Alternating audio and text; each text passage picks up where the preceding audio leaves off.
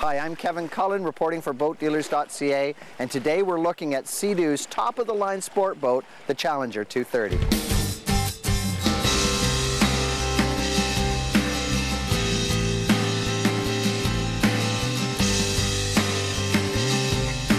One of the first things I noticed when I sat aboard the Challenger 230 was the fit and finish and just some of the ergonomics of the boat.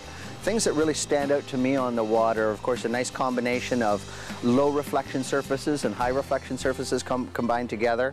And of course, they have all of these beautiful stainless accents all over the boat, which I find really attractive.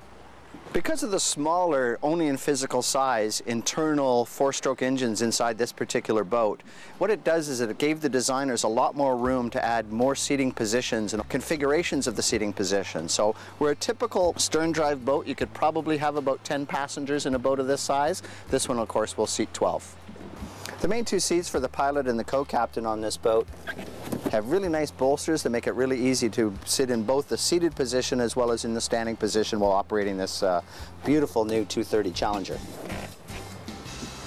One of the things that Sea-Doo really concentrated on with this particular boat, and in fact throughout their entire line of not just the sport boats and watercraft, is the categories of control and an unbelievable amount of information. So let's take a look at the gauge cluster here now, because it is really impressive.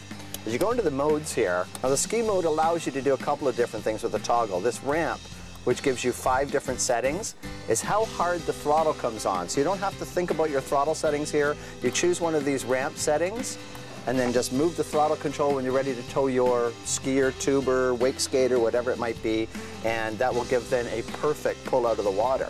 As you set that, you can now set your target speed so that the boat will actually plane out and finish at maybe 22 miles per hour for a wakeboard, probably around 20 if you're wake skating, and upwards of 30 to 32 miles an hour if you're pulling on a water ski.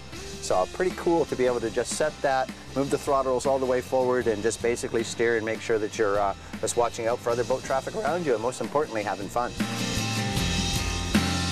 There are so many settings on this particular machine. We're not going to go through all of them, but outside of the docking mode and the ski mode, the other one that's really important to know is called the economy mode. So again, you can basically put this boat into full throttle position, hit the economy mode button, and it will give you the best possible fuel economy from whatever your point A to point B is. And in today's fuel prices, I think that's a really great thing to have the boat itself figure that out instead of you always manipulating your throttles and hoping you got it in the right position.